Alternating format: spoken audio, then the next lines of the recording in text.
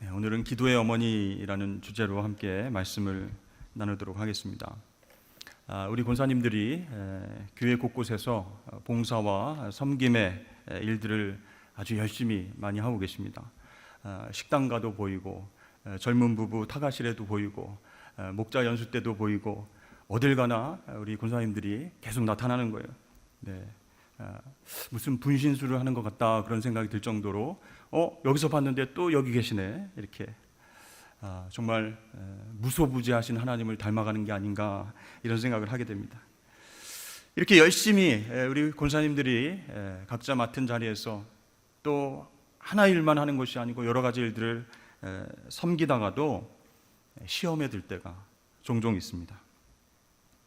무엇 때문에 이렇게 시험을 경험하게 될까요? 여러 가지 이유가 있겠지만 특별히 주변 사람들의 말 때문입니다. 그 말들이 정말 권사님 수고하십니다, 너무 잘하십니다 이렇게 위로와 격려와 사랑의 말만 있으면 좋겠는데 그게 아닌 거예요. 때로는 오해와 또 무시와 또 비난의 말들이 우리를 좀 힘들게 한다라는 것이 문제인 것 같습니다. 예를 들어서 사정이 있어서 섬김의 자리에 나오지 못하는 그런 형편인데 그러면 일을 안 한다라고 뭐라고 하고 또 일을 열심히 하면 또 너무 나선다 이렇게 말하기도 한다는 것이죠. 어떻게 하라는 겁니까? 네. 이렇게 상처 주는 말들을 들으면 실질적으로 열심히 섬기고 봉사하시는 분들은 어떨까요? 힘이 빠지게 됩니다. 억울하고 어디에다 풀 수도 없고 어떻게 하면 좋을까요, 여러분? 교회라고 해서 고통과 어려움이 없는 것은 아니라는 것이죠. 교회니까 정말로 성숙하고 믿음 좋은 사람만 오겠지 하는데 그게 아니라는 것입니다. 오히려 여러 종류의 사람들이 모인 교회이기 때문에 아픈 사람들이 또 모이는 교회이기 때문에 문제들이 생기는 것은 당연하다라는 것이죠. 그렇다면 중요한 것은 어떻게 이것을 풀어나갈 것인가 하는 것입니다. 초대교회도 사도행전 말씀을 보니까 히브리파 과부와 헬라파 과부의 구제 문제 때문에 갈등을 빚었던 적이 있습니다. 뿐만 아니라 로마 교회, 고린도 교회, 에베소 교회, 데살로니가 교회도 여러 가지 문제가 있었어요. 우상의 문제, 차별의 문제, 또 이단과 음란의 문제, 또 전통이 있었는데 그것과 복음이 부딪히는 문제, 여러 가지 문제로 인해서 하나님 한 분이시고 성령께서 한 분이신데 나뉘어져서 싸우고 말이죠. 무슨 파 하면서 갈등을 일으키면서 어려움을 경험하기도 했습니다. 사도 바울은요, 그런 갈등들을 어떻게 풀어내자고 권면하고 있습니까? 편지를 보내면서 여러분 복음의 능력으로 인내하십시오, 사랑으로 풀어나갑시다 이렇게 권면하고 있어요. 그러니까 나뿐만 아니라 성숙하지 못한 사람, 문제가 많은 사람들, 그 사람들을 위해서도 예수님께서 십자가에서 피 흘려 죽으셨기 때문에 그것을 기억하고 용서합시다. 그 주님의 사랑으로 하나 됩시다. 이렇게 사도 바울이 해법을 이야기하고 있습니다. 오늘 야고보 사도는 어떻게 권면하고 있을까요? 세상 정욕이 아닌 하나님의 은혜를 더 사모하라 이렇게 권면하고 있습니다. 갈등과 문제가 생기면 어떻게 반응이 될까요? 세상 정욕이 먼저 올라오게 된 거예요. 그래, 한번 해봅시다. 나를 비난하고 무시하고 상처를 줘? 이런 세상 정욕을 내려놓고 하나님 은혜를 더 사모해야 됩니다라고 권면하고 있어요. 그래서 야고보서 4장은 어떻게 시작하냐면 너희 중에 싸움이 어디로부터, 다툼이 어디로부터 나오느냐? 너희 지체 중에서 싸우는 정욕으로부터 나오는 것이 아니냐? 그런데 생각해봐라, 너희는 성령이 거하시는 그 성전이다. 그것을 믿지 못하느냐? 그러니 싸우는 정욕을 내려놓고 하나님 가까이 하고 마귀를 대적하면 그러면 너희를 피할 것이다. 이게 문제의 해법이다라고 4장에서부터 이야기를 하고 있어요. 정말 나를 인정해 주지 못하고 하나 되지 못하게 하고 정말 이간질시키고 힘들게 하는 그런 사람들도 있습니다. 그래서 싸우고 싶은 정욕들이 올라오고 있는데 그것을 내려놓고 더 적극적으로 하나님 가까이 하라. 그것이 문제의 해결책이다라고 야고보 사도는 말하고 있습니다. 특별히 오늘 본문 말씀 속에서 우리가 주의를 하다가 사명 감당하다 고통과 환난이 올 때 하나님과 사람을 원망하는 말 대신에 기도하고 찬양하라라고 권면을 하고 있는 거예요. 사실 여러분, 우리가 육신을 갖고 있기 때문에 정욕이 있지 않습니까? 그래서 화가 나면, 억울하면 이게 막 올라오게 돼 있어요. 영적으로 유익하지 않은 말, 쓸데없는 말, 불평의 말, 시시비비를 가려서 한번 이겨보고자 싶은 마음, 그런 것들 내려놓고 어떻게 해요? 찬양과 기도를 하라라고 구체적으로 이야기를 하고 있어요. 우리 13절 말씀 한번 띄워주시죠. 우리 함께 읽겠습니다. 시작. 너희 중에 고난 당하는 자가 있느냐? 그는 기도할 것이요. 즐거워하는 자가 있느냐? 그는 찬송할지니라. 아멘. 먼저 고난을 만날 때 기도할 것을 야고보 사도가 가르쳐 주고 있습니다. 여러분, 고난에 빠진 사람, 고통을 경험하는 사람에게 가장 위험한 일이 무엇일까요? 그 고난만 바라보는 것입니다.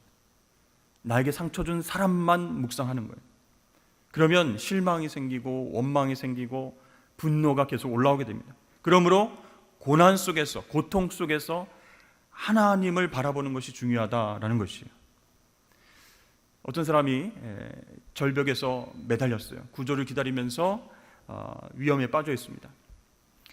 구조대원이 신속하게 왔어요. 그러면서 제일 처음으로 하는 얘기가 뭐냐면 주의를 먼저 주는 겁니다. 절대로 절벽 아래를 내려다보지 마십시오. 아래를 보게 되면 무서워져서, 두려움에 빠져서 더 위험해지기 때문에 위를 보십시오.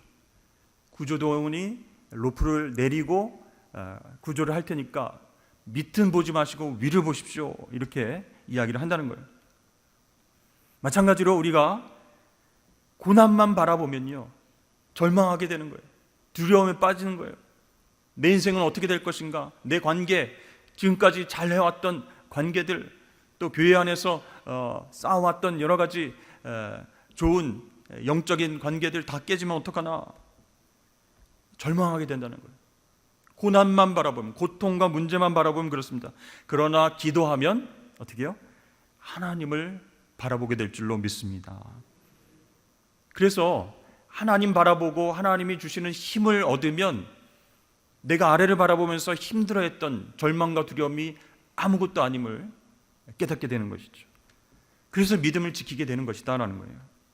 그러면 여러분, 고통과 아픔이 찾아올 때에 쉽게 원망하거나 함부로 말하는 것, 그것을 멈추고 하나님 앞에 기도하시기를 축복합니다. 자, 기도를 통해서 하나님을 바라보면서 하나님 의지하면 어떻게 될까요? 쉽게 실망하지 않는 거예요. 쉽게 절망하지 않는 거예요. 자기 감정에 따라서 함부로 맹세하지 않게 된다는 유익이 있습니다. 그러나 하나님 바라보지 않고 고난만 바라보면, 고통만 바라보면, 상처 준 사람만 바라보면 감정적으로 선택하고 맹세하게 된다는 거예요. 어떻게 해요? 내가 다 때려칠 것이다. 다시는 봉사와 섬김, 그 일들 하지 않을 것이다. 결단코 나에게 상처 준 그 사람을 잊지 않고 똑같이 갚아줄 것이다. 이렇게 감정적으로 맹세를 하게 되는 거예요. 야고보 사도는 그런 맹세하지 말라는 거예요. 감정적으로 그렇게 분노하면서 하나님 기뻐하시지 않는 맹세 같은 것 하지 말고 기도하라라는 거예요. 그런데 여러분, 고통 가운데에서도, 정말 힘든 가운데서도 하나님 앞에 울면서 기도합니다. 그럼 하나님이 주시는 평강이 있어요. 그 평강을 얻고 하나님께서 이 고난을 통과하면서 나를 성숙한 모습으로 나아가길 원하시는구나, 단단하게 연단시키시는구나, 이렇게 나를 위로하시고 나의 길을 인도하시는 하나님을 만나게 된다는 거예요. 그러면 여러분, 고난이 올 때 기도하는 것이 더 큰 유익이 됨을 여러분 꼭 믿으실 수 있기를 바랍니다. 근데 사실 여러분 어떻습니까? 좀 힘들 때 기도하는 것 어렵죠. 정말 기쁘고 감사할 때는 기도할 마음이 막 생기지만 힘들고 아플 때는 기도할 마음, 기도할 힘도 생기지 않기 때문이에요. 어떻게 해야 될까요? 우리가 기쁠 때만 기도하고 감사할 거리가 있을 때만 기도하고 힘들고 고통이 있을 때는 기도하지 못하는 그런 상황이 지속된다면 어떻게 이것을 해결해야 될까요? 기도가 익숙해져야 되는 거예요. 우리 몸에 배워야 한다는 거예요. 기도의 자리에서 하나님 앞에 엎드리는 그 훈련을 해야 된다는 거예요. 그러니까 여러분, 우리가 기도의 중요성을 알고 있지만 기도의 최우선 순위를 두고 기도의 자리를 지켜내는 훈련을 안 하면요, 절대로 계속 기도할 수 없다는 거예요. 그러니까 기도가 익숙하지 않은 권사님, 기도가 익숙하지 않은 집사님, 그런 분은 한순간에 세상적인 방법을 생각합니다. 한순간에 세상적인 기준으로 결정을 해요. 정말 하는 순간에 세상의 관점으로 모든 것을 바라보고 판단하고 행동하게끔 되어 있다는 거예요. 그렇기 때문에 여러분, 나 혼자 기도하는 것이 힘들면 함께 기도하고 함께 믿음으로 교제할 친구를 사귀는 것이 너무 중요합니다. 그러니까 기도의 동역자들을 세우는 게 중요한 거예요. 기도가 습관화가 되지 않았다면, 그것이 일상적으로 훈련이 되지 않았다면 고난을 만나도 내가 혼자 스스로 기도할 수 있는 힘이 안 생기는 거예요. 그래서 함께 기도할 파트너가 있으면, 힘들고 어려운 일이 있으면 함께 기도 좀 나누고 부탁을 할 수 있다는 거예요. 그러면 순간적으로 세상적인 관점으로 판단하고 결정하고 그렇게 행동하기 직전에 하나님 앞에 엎드리게 된다는 것이죠. 그러므로 여러분, 함께 기도할 친구들을 만나시기를, 또 만드시기를 주의 이름으로 축복합니다. 우리 권사님들 서로를 바라보면서 한번 인사할까요? 같이 기도합시다. 이렇게 인사하겠습니다. 네. 서로 격려하고 기도 제목을 나누면서 기도 친구가 되어 그렇게 훈련을 받으면요, 이 기도가 삶의 우선순위가 된다는 것이죠.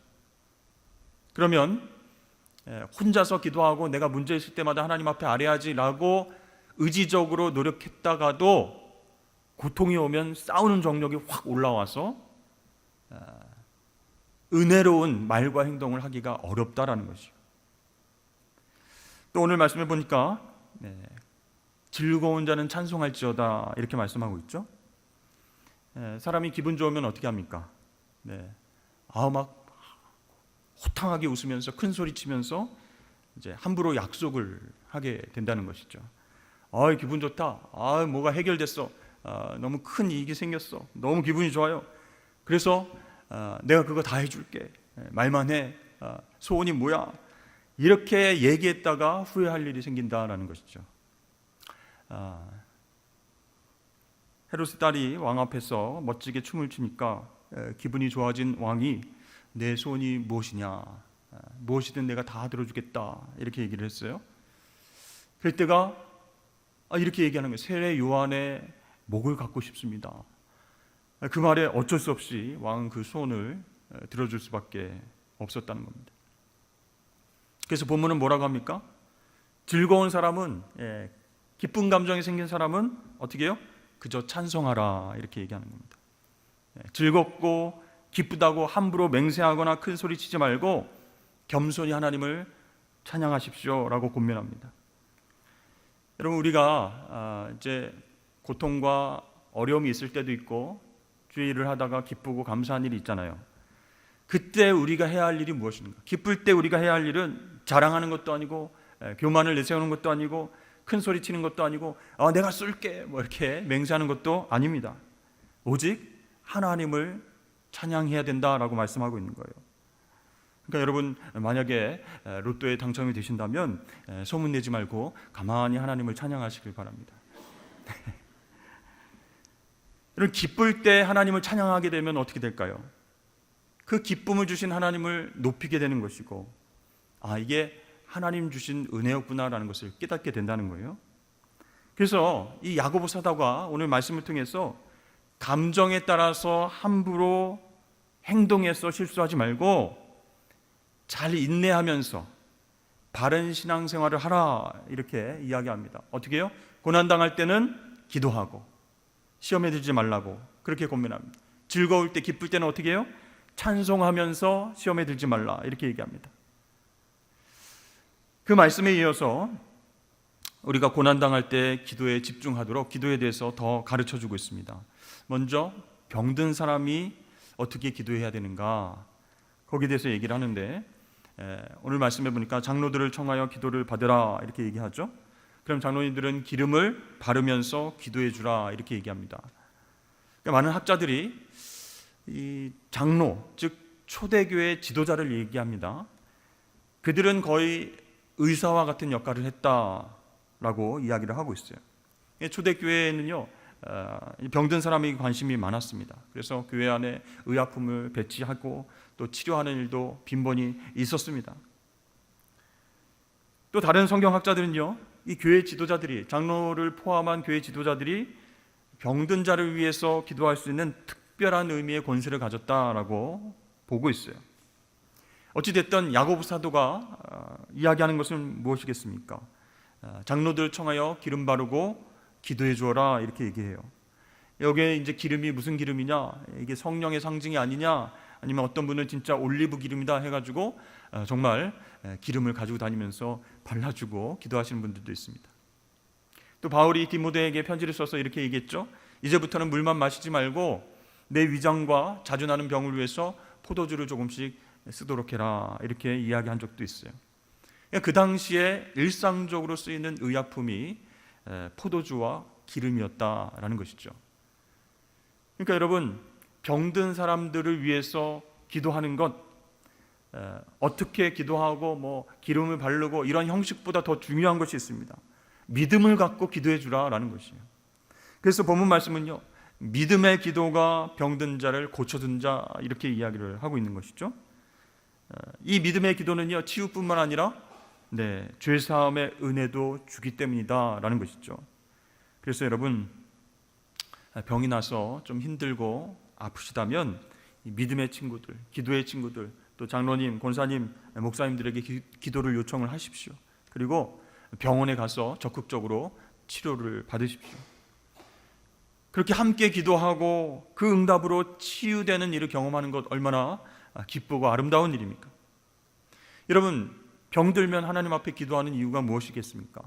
하나님 왜 나에게 이런 병을 주셨습니까? 원망하라고 기도를 할까요? 그게 아니죠. 이 모든 병들이 우리의 죄와 관련된 것은 아니지만 지금 아픔과 병으로 인해서 나의 내면을 돌아보게 된다는 것.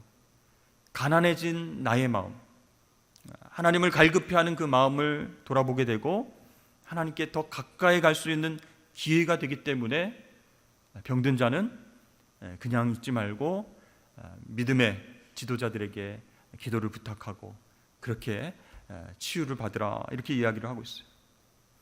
여기서 믿음의 기도 계속 나오고 있어요. 그 기도는 어떤 기도인가? 첫 번째, 의인의 기도가 믿음의 기도다라고 야고보 사도는 이야기하고 있어요. 그럼 의인은 어떤 사람이에요? 죄하고 거리가 먼 사람이죠. 죄의 용서를 받은 사람이 바로 의인입니다. 16절 말씀에 의인의 간구는 역사하는 힘이 크다 이렇게 말씀하고 있죠. 그러니까 믿음의 기도가 곧 의인의 기도다라는 것을 알 수 있습니다. 여러분 우리 주변에 보면요 자기 할 일을 책임지지 않고 그것 때문에 책임을 회피한 것 때문에 많은 사람들에게 피해를 주는 사람들 주변에 있죠. 그런데 그렇게 한두 번 그런 것이 아니고 습관적으로 그렇게 하는 사람들이 있어요. 그렇게 남들에게 습관적으로 피해를 주는 사람들, 그런 사람들이 우리에게 미안해 할까요? 아닙니다. 습관적으로 하니까 미안해하지 않는 거예요. 그런데 어쩌다가 실수를 한 사람은 어떻게 합니까? 굉장히 미안해하는 거예요. 이거 내가 정말 잘못했습니다. 이거 고치도록 하겠습니다. 그렇게 하죠. 근데 습관적으로 약속을 어기고 피해를 주면서 미안해하지 않는 사람들을 보면 어떤 마음이 들어요? 정이 떨어집니다. 또야? 또 그렇게 했어? 또 저 사람이야? 이런 생각이 들어요. 근데 여러분 마찬가지로 하나님과 우리의 관계도 그렇다는 거예요. 우리가 진심으로 회개하고 하나님 말씀대로 순종하며 살아가겠습니다 라고 노력할 때 하나님이 이 사람을 받아주시고 의인으로 여겨주신다는 거예요. 그리고 그의 기도를 들어주십니다. 그래서 의인의 기도는 능력이 큰 거예요. 하나님이 응답해 주실 가능성이 커지는 것이에요. 여러분, 다윗이 얼마나 큰 죄를 범했습니까? 간음죄도 지었죠. 그 다음에 또 우리아를 전장터에 보내서 죽게 했죠. 살인죄를 범했죠. 또 나는 하나님 앞에서 죄를 진 것이 없는 것처럼 그렇게 선지자에게 이야기했습니다. 그런데요, 이렇게 하나님 앞에서 큰 범죄를 저질렀던 다윗이 간절히 하나님 앞에 회개하면서 기도했어요. 그러니까 뭐 습관적으로 죄를 져놓고 나는 뭐 안 했네 뭐 이렇게 하는 사람이 아니라 정말 하나님 앞에서 울면서 회개하면서 가슴을 치면서 그렇게 기도했더니 하나님이 그 다윗을 의인으로 여겨주시고 그 의인의 간구를 들어주셨다라는 것이죠. 그래서 여러분, 첫 번째 의인의 기도가 바로 믿음의 기도다라는 것이죠. 두 번째 믿음의 기도는요, 남을 위한 기도다라는 것이에요. 우리가 하나님을 사랑하는 마음이 계속 커지면 커질수록 이웃사랑의 마음도 커지게 되어 있습니다. 하나님을 사랑하는 마음이 계속 커지는데 나만 사랑하는 이기적인 삶을 살 수 있을까요? 그게 안 된다는 거예요. 자, 그렇다면 하나님 사랑이 계속 커지면 이웃사랑도 커진다고 했는데 그 이웃 안에는 누가 포함됩니까? 나에게 상처를 준 사람, 나에게 고통을 준 사람도 포함이 되는 거예요. 그 사람을 위해서도 기도하게 된다라는 거예요. 그것이 바로 의인의 기도, 믿음의 기도다라고 야고보 사도는 이야기하고 있습니다. 그러니까 막 다투려고 하는 정욕, 그냥 정말 싸워봐야 되겠다라고 하는 그 정욕이 올라오려고 하지만 기도하면서 하나님의 은혜를 구하면 하나님 평강을 주세요. 마음 가운데 하나님 사랑을 경험하게 해주세요. 그러면 상대방이 나를 힘들게 한 원수일지라도 그를 위해서 눈물 흘리고 기도하게 되는 신비한 체험을 하게 된다는 것이. 그러니까 여러분, 자기 자신을 위해서 기도하는 것보다 남을 위해서 기도하는 것, 그 사람이 비록 나를 힘들게 한 사람일지라도 이웃을 위해서, 남을 위해서 기도하는 이타적인 기도를 하나님 기쁘시게 받는다는 거예요. 믿음의 기도입니다. 따라서 우리 권사님들도 서로를 위해서 기도를 많이 해주셔야 돼요. 같은 동산 식구뿐만 아니라 함께 봉사하고 섬기는 그 자리에서 일을 잘하나 못하나 이렇게 관찰하는 것이 아니라 상대방의 얼굴빛을 살피고 무슨 문제가 있나 보다, 뭐가 좀 힘든 일이 있나 보다, 그래서 기도 제목을 나누면서 서로 기도해주는 관계가 되어야 됩니다. 그 믿음의 기도는 하나님이 응답하시는 기도다라고 말씀하고 계세요. 왜냐하면 내 자신의 기도 그것만이 전부가 아니고 주변에 있는 우리 같이 섬기고 봉사한 집사님, 권사님의 기도 제목을 함께 나누고 기도하는 것이 하나님 사랑의 기초가 되기 때문에 그렇습니다. 두 번째 믿음의 기도는 남을 위한 기도였다. 세 번째 믿음의 기도는 간절한 기도다라고 할 수 있습니다. 야고보 사도는 17절에 엘리야의 기도를 소개하면서 엘리야가 간절히 하나님 앞에 기도해서 3년 6개월 동안 그 땅에 비가 오지 않았다라고 이야기를 합니다. 여러분, 아무리 간절히 기도한다고 해도 정력으로 쓰려고 구하면 응답이 없다는 거예요. 그러니까 우리가 올바른 기도를 드리면서 간절히 기도할 때 하나님께서 응답하시는 거예요. 여러분, 엘리야가 왜 이 땅에 비를 내려주지 마옵소서 간절히 기도했을까요? 비가 와야 곡식도 자라고 열매가 생기고 사람들도 먹고 살 텐데 왜 간절히 비가 오지 않게 해달라고 기도했을까요? 아합이 섬기는 바알, 그 이방 신이 비를 관장하는 신이었기 때문에 선전포고를 하는 거예요. 하나님, 비를 내려주지 마시고 하나님이 이 모든 것을 통치하시고 주관하시는 하나님이신 것을 아합 왕이 깨닫게 해주시옵소서. 간절히 기도했더니 그 의인의 기도를 들으셔서 3년 6개월 동안 비가 오지 않았습니다. 근데 그런 의심이 드는 거예요. 아니, 엘리야는 하나님 쓰신 큰 선지자니까 3년 동안 그렇게 가뭄과 비를 허락하셨지만 우리 같은 사람의 기도에 하나님께서 응답하시겠는가? 그런 큰 일, 그런 큰 열매로 응답하시겠는가? 이런 생각을 할 수 있어요. 근데 여러분, 그게 아니라는 겁니다. 17절 말씀에 보면 엘리야는 우리와 성정이 같은 사람이로되 이렇게 말씀하고 있습니다. 그러니까 우리랑 똑같은 사람이다, 그런 뜻이에요. 연약하다라는 거예요. 흔들리는 사람이라는 거예요. 기도하지 않으면, 하나님 앞에 집중하지 않으면 정말 이게 싸우고자 하는 정욕이 막 드러나서 실수할 수도 있는 그런 연약한 인간이다라는 거예요. 이 엘리야가요, 그렇게 선전포고를 하고 돌아서려고 하는데 이세벨이 너 딱 거기 걸렸어, 너를 딱 죽일 거야, 기다려, 이렇게 얘기를 하니까 무서워서 도망을 쳤어요. 갈멜산에서 그 큰 승리를 경험했던 엘리야도 우리와 같은 성정을 가진 사람이기 때문에 두려웠습니다. 영적인 침체를 겪게 된 거예요. 우리와 똑같은 연약한 사람인데 하나님 앞에서 하나님의 영광을 위해서 간절히 기도했을 때 응답받았다라고 야고보 사도는 이야기를 하고 있습니다. 여러분, 또 오늘 헌신을 다짐하시는 우리 권사님 여러분, 하나님께 간절한 기도를 드리시는 여러분들 되시길 축복합니다. 이렇게 야고보 사도는요, 믿음과 능력의 기도에 대해서 가르쳐주면서 한 가지 중요한 부분을 더 첨가하고 있습니다. 그것은 그렇게 믿음의 사람으로 기도하고 사랑의 공동체로 만들어 가야 된다라고 얘기합니다. 그래서 16절 말씀에 보면 서로를 위해서 기도하라 이렇게 시작했죠.